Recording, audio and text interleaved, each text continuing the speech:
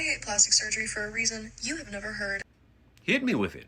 Abruptly, plastic surgery has become an identifier of the upper class and the elite. So this hasn't happened all that abruptly, nor is it even a particularly unpopular or uncommon take among people who study the sociology of beauty or bodies. Plastic surgery has long been discussed in terms of a strategy to accumulate more human or social capital, and as an aspirational practice among people who want to rise to a higher social class. And one of the reasons that these values are attached to it is that it has mostly been unattainable for people who are not very wealthy, which in turn leads us to value cosmetic surgeries as a sort of Veblen good, that curious and contradictory class of luxury consumer good, where as the price rises, so too does the demand, which is why her friends say things like this. They don't say, I want to look beautiful anymore. They say, I want to look expensive.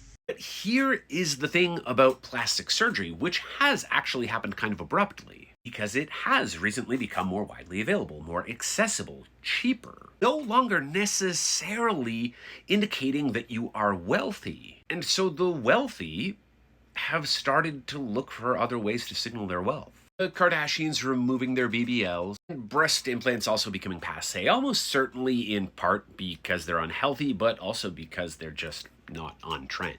And this is almost certainly one of the reasons why one of the trends among the uber wealthy and celebrities alike is to get a totally ripped body. A look that is much more expensive to acquire simply because you can't work a full-time job and also put in the time to look like this. All of which is to say, beauty is also always a proxy for wealth, too. And our beauty standards nearly always just reflect the preferences of the elite and the wealthy. And once those standards become too widely available and accessible to people like you and I, they gotta change.